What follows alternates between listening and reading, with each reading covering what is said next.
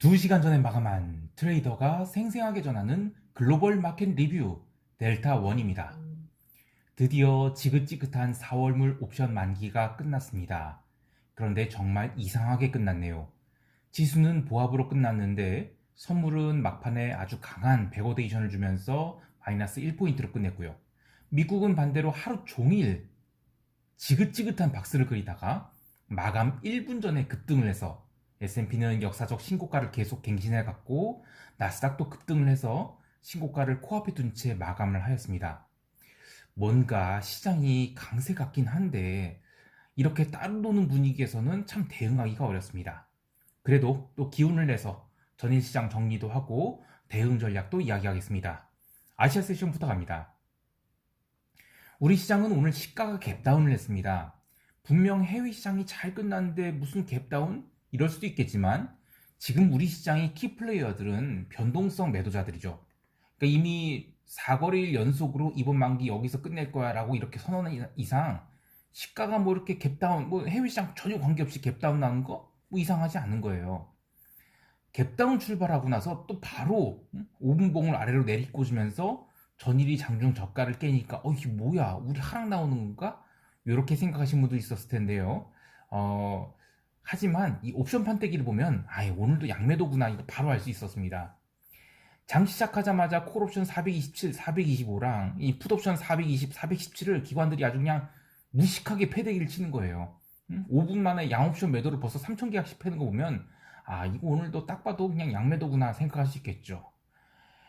그리고 그 뒤로도 뭐 계속 양옵션을 패대기를 쳐서 1시간 만에 4만 계약을 양매도로 쌓아요. 그러면 시장 못 움직여요. 예. 외국인들은 선물 매도를 장중에 제법 쌓았는데 오전장에는 빅사이즈 선물 매도를 3천억가량 쌓았다가 다시 걷었고 또 오후장에는 미니 선물을 1,900억 매도했죠. 그래서 그냥 순매도 그냥 한 3천억 했다라고 보시면 됩니다. 그러면서 계속 베이시스를 악화시켰는데 그런데 프로그램 차익 매도는 얼마 안 나왔어요. 근데 이거는 뭐냐면 지수를 내리기 위해서 쌓은 매도가 아니라 어떻게든 이번 만기를 조용히 눌러서 끝내고 싶은 투자자들이 의도가 담겨있는 그런 선물 매도였다. 이렇게 보시면 됩니다. 마찬가지로 삼성전자가 어제 그 서프라이즈 실적 발표를 했는데 어제 오늘 이틀 동안 두들겨 맞았어요. 이것도 같은 맥락입니다. 그러니까 삼성전자를 뭐 실적이 잘났다고 해서 땡겨버리면 지수가 너무 올라가 버리니까 이 옵션 포지션이 망가집니다. 그래서 그냥 아무 이유 없이 어제 눌렀어요. 예. 그냥 옵션 때문에 그런 겁니다. 대형주를 눌러서 옵션 만기 이익 극대화를 유도했다. 요게 진짜 시장의 해석입니다. 근데 물론 이제 너무 옵션이 뭐 시장에서 너무 중요한 것처럼 얘기하는데 사실 그래요. 실제 그렇습니다. 대형주는 이 파생 상품의 영향이 너무 큽니다. 특히 삼성전자는요. 예. 그래서 이유 없이 오르고 내리는 게 있거든요. 그거는 정말로 이 파생 시장 때문에 그러니까 거기다가 무슨 뭐 때문에 오른다, 뭐 때문에 오른다, 내린다 이렇게 갖다 붙일 이유가 없는 겁니다. 아무튼 이렇게 5거래일 연속으로 양옵션을 꽉 묶어뒀기 때문에 이제 조만간 의미 있는 방향성이 나올 수는 있어요. 그런데 일봉상 지금 연속적인 시세, 그러니까 2박 3일 옵션 매수 같은 포지션, 뭐 롱이 됐든 풋이 됐든 간에요. 그러니까 이런 거는 아직은 나오기 힘들어 보입니다. 그래서 일회성 시세가 나온다면 저는 장중에 한번 눌림 큰 조정 나오고 그리고 급반등이 나오는 그런 대형 커버링 장세가 가장 이상적인 상황이라고 보는데 그거 외에는 저는 따라가기가 다 부담스러워요. 그러니까 위로든 아래로든 마찬가지죠. 예. 그래서 그냥 굳이 한다면 금요일 전략은 한쪽 방향만 노리자. 그러니까 기본적으로 현물 매수에 콜 매도 갖고 계신 커브드 콜 포지션 보유자들은 지수가 충분히 내려왔을 때 콜옵션을 롤링 다운 하지 말고 그냥 그대로 두거나 오히려 콜을 좀 걷어서 델타를 약간 위로 열어주는 것, 뭐 그 정도로 생각하고 그리고 매수 포지션을 담고 싶은 분들은 선물 매수나 외가격 콜옵션보다는 등내가격 위주의 콜옵션을 좀 매수해서 충분히 올라와서 횡보할 때 정리하는 전략 요 정도로 생각을 합니다. 그러니까 요지는 한쪽 방향만 노리자. 그러니까 위쪽 방향이죠. 예, 그것만 노리자 이렇게 생각합니다. 그리고 바로 위로 갈 때는 따라가지 말자 이렇게 생각합니다. 현물 보면 오늘도 연기금은 1470억 주식을 팔았어요. 그리고 그 외에 뭐 내재 변동성을 우리도 무지막지하게 빼서 이제 코스피 변동성이 15포인트까지 내려왔습니다. 이쯤 하면 이제 정말 일날 법도 해요. 응? 그런데 최근에 어떤 일이 있었는지 좀 생각해 볼게요. 외국인이 최근에 한 2조 넘게 주식을 샀죠. 그래서 지수를 당겼는데 선물은 반대로 선물 매도를 제법 쌓았어요. 그래서 지수를 눌러놨죠. 그러니까 이쯤 하면 만기주에 콜옵션을 확 살려서 급등을 줘도 될 일이었는데 그렇지 않은 걸 보면 이 선물 매도를 뭐 금요일이 됐든 아니면 다음 주에 됐든 풀어낼 가능성이 커요. 근데 가장 이상적인 것은 어쨌든 글로벌 증시는 신고가 가고 있죠. 또 변동성도 계속 죽이고 있고요. 그러면 우리 시장을 선물 때문에 일부러 잠깐 누를 수는 있을 것 같아요. 어제 러셀이 장중에 그렇게 움직였는데 아마 코스피도 좀 그런 식으로 장 초반에 눌렀다가 그 바닥 그냥 외바닥으로 그냥 바닥 확인하고 바로 그냥 그 V 반등을 내갖고 뭐 종가 고가는 요런 게 가장 이상적인 그림이 아닐까 생각을 합니다. 어쨌든 왜 그렇게 초반에 눌러줘야 되냐라는 얘기를 하면 이 선물을 풀려면 바로 풀기에는 옵션 가격이 너무 비싸죠. 예. 그리고 바로 풀면 너무 빨리 올라갈 수가 있어서 변동성 매도를 하기에 가장 이상적인 것은 선물을 한번 더 눌렀다가 콜을 좀 산 다음에 거기서 지금 변동성을 하루 종일 누르면서 쫙 당기는 거 그게 가장 이상적이라는 것입니다. 음, 그리고 지금 그냥 누르기에는 풋옵션 가격이 좀 아직은 빵빵한 상황이죠. 그래서 풋 쪽에 혹시 시세가 난다. 그러면 전 이건 일시적인 시세다라고 생각하고 풋매도 또 쳐야 됩니다. 그런데 이제는 요 생각도 좀 해볼게요. 어제 이제 내재 변동성 굉장히 많이 빠졌잖아요. 그리고 이제 거래될 5월물 옵션은 잔존일이 5주짜리예요. 제가 이 잔존일 5주라는 것에 대해서 굉장히 좀 이렇게 강조를 많이 할 거예요, 오늘. 그러면 이게 의미가 있다는 얘기거든요. 보통 잔존일이 5주짜리가 되면 첫 주는 변동성이 리니어하게 감소하지 않아요. 왜냐면 그 만기 다 돼갖고 이제 리니어하게 감소할 수 있지만 초반부터 이제 낮은 변동성에서는 너무 변동성 빼버리게 되면 오히려 장중에 확 살아나 버립니다. 그래서 옵션 매도는 저는 오늘 그러니까 금요일은 좀 조심해야 될 것 같아요. 예. 그래서 저는 그냥 딱 한 방향만 그러니까 롱만 노리자. 그리고 아래쪽이 내려 나올 경우에는 쫓아가지 말고 그냥 멈췄다가 반등할 때 그냥 롱 잡자. 뭐 요게 포인트고 뭐 위쪽이 올라간다고 해서 바로 콜매수 쫓아가거나 아니면 풀매도로 쫓아가고 이런 건 하지 않았으면 좋겠다. 요 정도로 얘기를 합니다. 참 오늘 홍콩이 급등 나왔죠. 이거는 전일 텐센트 할인 그 블럭딜 이야기 때문에 눌렸던 게 미국 시장이 또 롱으로 돌면서 물량 다 소화됐다고 판단해서 급등이 난 것 같은데 이게 홍콩이 모양새가 엉성하긴 하지만 어쨌든 의미 있는 반등이 나왔어요. 하지만 이길 추가로 상승이 나왔다고 해서 쫓아갈 건 또 아니라고 봐요. 저는 홍콩도 계속 이 자리에서 기간 조정 더 이어질 것이라고 봅니다. 그래서 혹시 상승이 나온다 하더라도 섣불리 따라가지 말자. 뭐그 정도로 얘기하고요. 그리고 이제 그 금융 시장의 관건은 어쨌든 외국인이 그간이 패턴대로 계속 현물을 살지, 그리고 누적해온 그 선물 매도를 과연 거둘지, 어떤 패턴으로 걷어낼지, 요걸 좀 봐야 되겠습니다. 자, 그 5주차 옵션 월물은 기관 트레이더들도 시험시험 매매거든요. 그래서 우리도 좀 소극적으로 대응하는 것이 좋겠습니다. 여기까지 하고 유럽 세션 갑니다.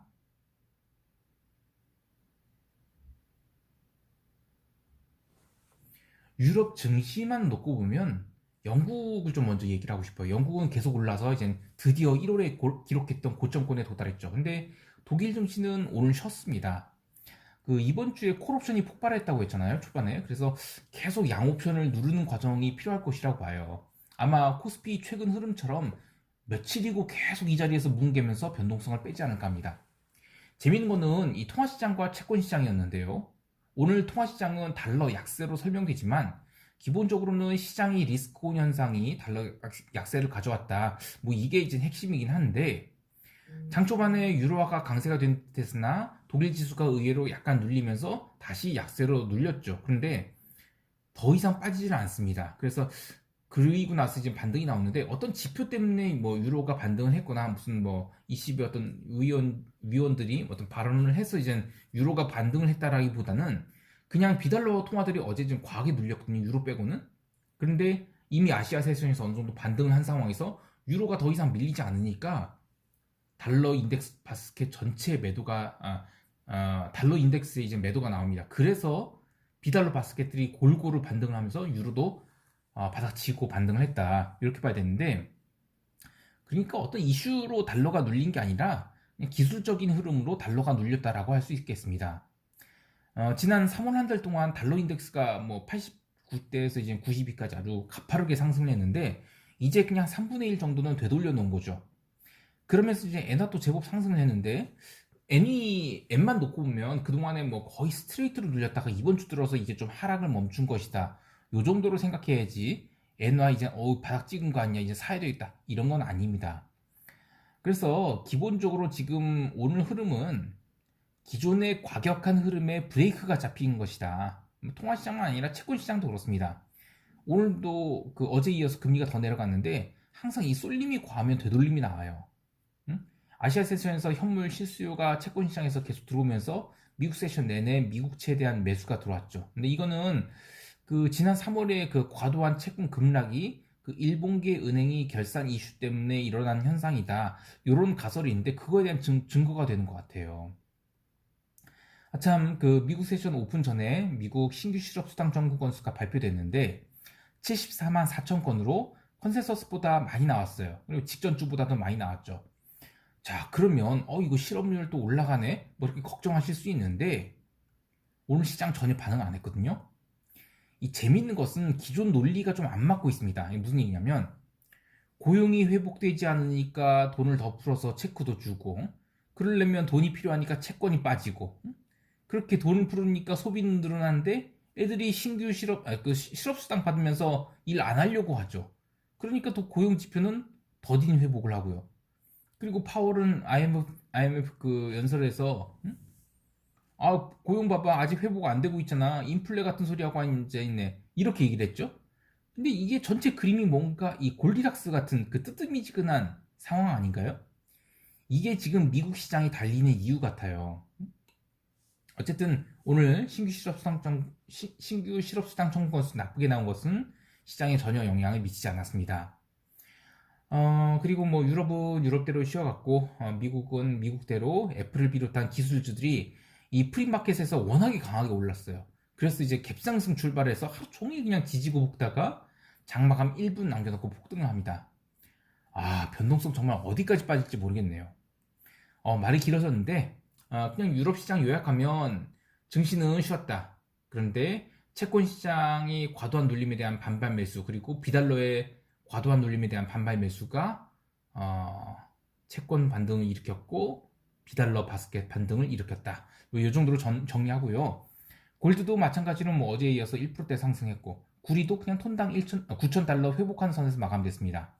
다만 기름은 하루 종일 또 왔다 갔다 박스를 그렸어요. 근데 이거는 그 지난 한 주간 계속 변동성이 높은 높은 상황이었기 때문에 그 변동성 계속 죽이는 과정이라고 보고, 그래서 기름은 올라가려고 하면 좀 더 시간이 걸릴 것 같다. 오히려 저는 다음 주에는 기름 58불 아래쪽도 구경할 수 있다고 봐요. 자, 여기까지 하고 미국 세션 갑니다.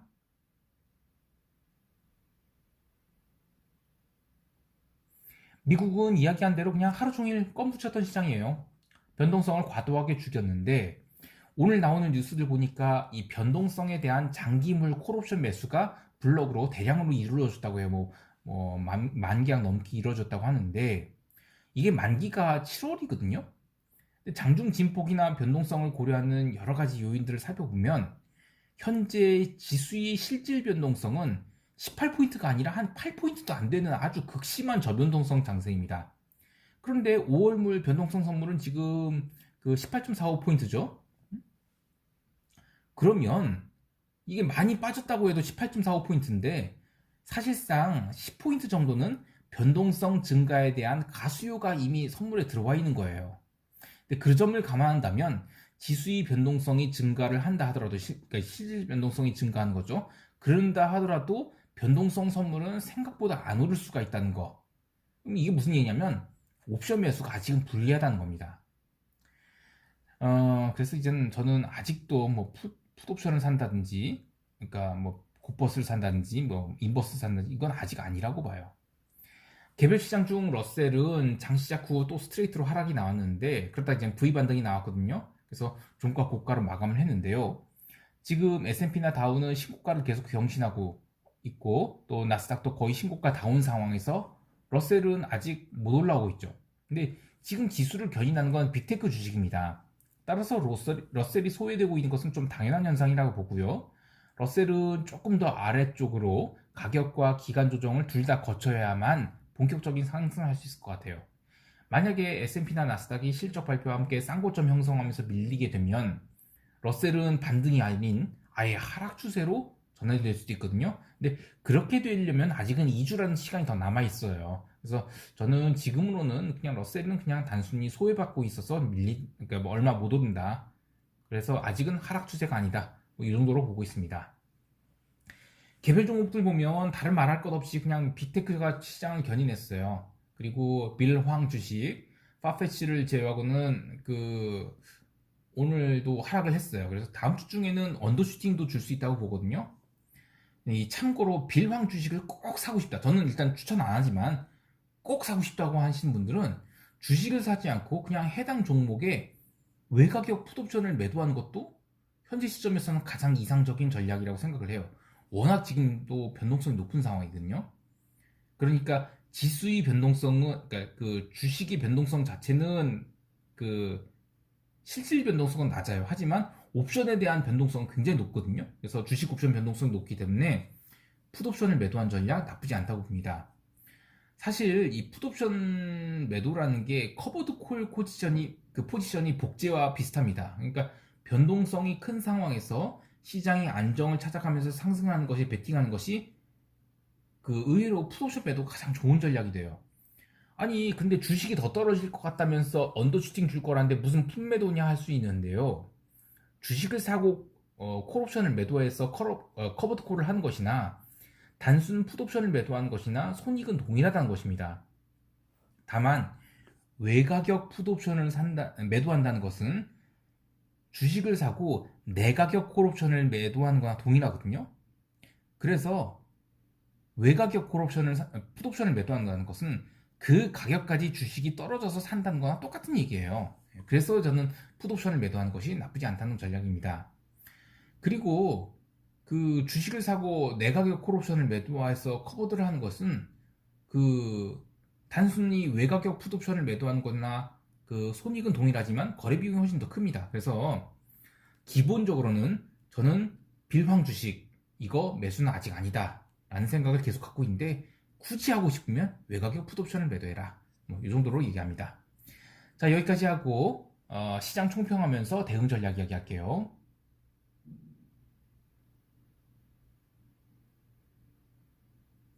우리 시장도 어제 포함해서 5거래 연속 선물 425포인트에서 이 껌을 붙여나면서 내재 변동성이 많이 빠져서 15포인트까지 내려왔죠. 이렇게 변동성이 빠진 상황에다가 이 5월물 옵션이 5주짜리예요. 그래서 이번 주는 아예 안 벌어도 좋으니까 포지션을 안 잡는 게 더 좋습니다. 사실 호가 스프레드나 거래 비용 등을 고려하면 5주짜리 옵션이 첫째 주는 거래를 아예 안 하는 게 오히려 돈이 됩니다. 무슨 얘기냐면 지금은 외가격 옵션이 절대 가격이 높아요. 따라서 외가격 레이쇼에 해지 매수 걸어서 이른바 귀때기 포지션을 만든다 하더라도 수수료가 평상시보다 서너 배가 나와요. 또 행사가별로 옵션 스큐가 지금 이상적인 상황이 아닙니다. 그래서 적절한 포지션을 잡기가 어려워요. 그래서 이 프랍 트레이더들은 옵션을 거래하는 프랍에서 옵션 거래하시는 분들은 5주짜리 옵션 월물이 되잖아요. 그러면 첫째 주는 아예 단체로 휴가를 가기도 해요. 아니면 포지션을 최대한 심플하게 짜는 게 좋습니다. 주식 투자하시는 분들 입장에서는 금요일 하루 남겨놓은 상황에서 지수가 그냥 올라가잖아요. 그러면 따라가지 말고 그냥 보내주는 게 좋습니다. 그리고 커버드 콜을 갖고 계신 분이라면 지수가 올라올 때야 포트폴리오가 방어되겠지만 하락을 할 경우에는 콜옵션이 생각보다 안 죽을 수가 있거든요. 그럴 때는 콜옵션을 롤링다운 하지 말고 그냥 오히려 하락을 할 경우에는 콜 매도를 좀 환매를 해버렸어요. 그래서 델타를 약간 위를 열어두는 것도 좋습니다. 아직 지수까지 425포인트에서 물려있는 개인들이 주식 매도가 거의 안 나오고 있죠. 그래서 지수가 급등을 할 때는 개인들이 주식 매도가 좀 나올 것 같아요. 그런데 지수가 급등이 나오려고 하면 외국인들이 지금 같은 속도로 주식을 사서는 안 돼요. 오히려 지수를 좀 선물을 눌렀다가 선물을 환매를 하면서 당길 때 그때 강한 상승이 나올 수 있거든요. 그래야만 아마 개인들이 주식을 팔 겁니다. 따라서 기본적으로는 방향성을 하나만 보자. 그러니까 당연히 롱만 보자. 그런데 그냥 오르면 따라가지 말고 눌렸을 때 롱 사자. 요 정도로 요약을 하겠습니다. 오늘도 성공 투자하시길 바라고요. 이상 델타원이었습니다. 감사합니다.